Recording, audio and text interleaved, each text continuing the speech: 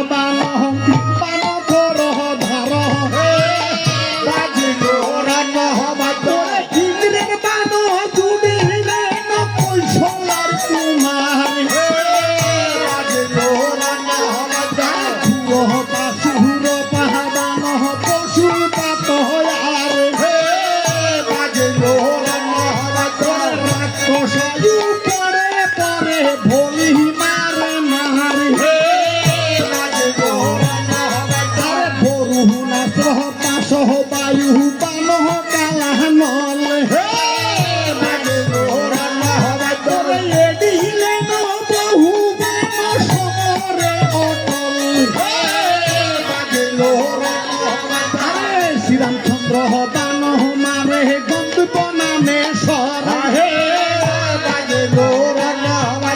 রাম দেখিলে না সকলে নিশা করে আরে আপনি আপনি কারা করে কাটা কাটি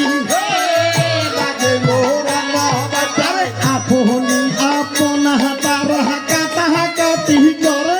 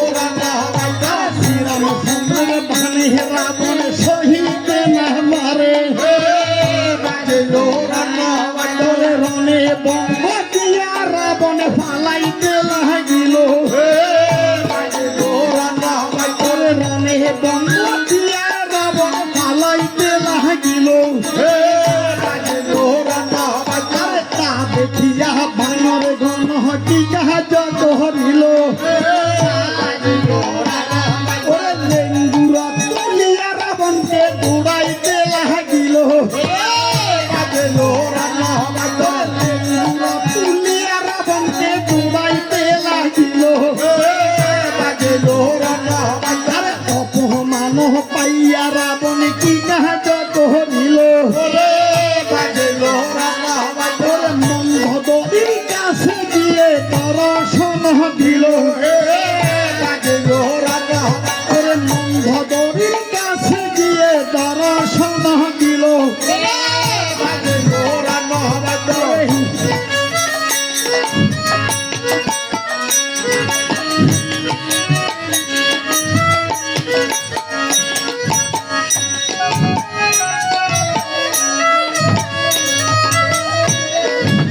কি প্রাণনাথ আপনি আপনি কাঁদছেন কেন?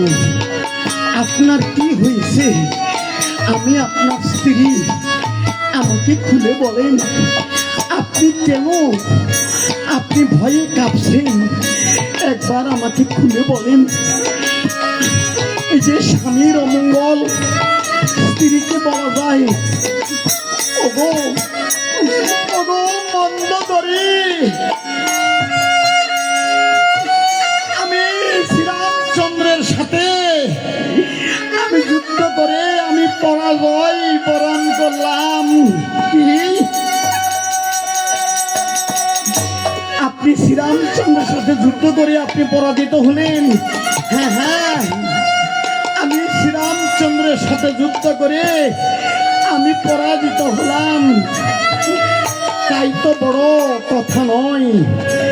আরে কথাটা হলো যে নর আর বানর আমরা খাই, সেই বানরা ছোট ছোট বানর আমার এই দুর্বলতা দেখে এই যে লেঙ্গুর তুলিয়া আমাকে ধর ধর করিয়া তারা দৌড়াইতে লাগিল। ছোট প্রাণনাথ, আমি আপনার স্ত্রী, স্ত্রী সদাই সর্বদাই স্বামীর মঙ্গল কামনা করে। তাই আপনাকে বলছি এখনো সময় আছে, আপনি রামের সীতাকে আপনি ফিরিয়ে দেন। রাম দয়াবান, আপনাকে দয়া করবে। ছোট প্রাণনাথ, ওরে যাবে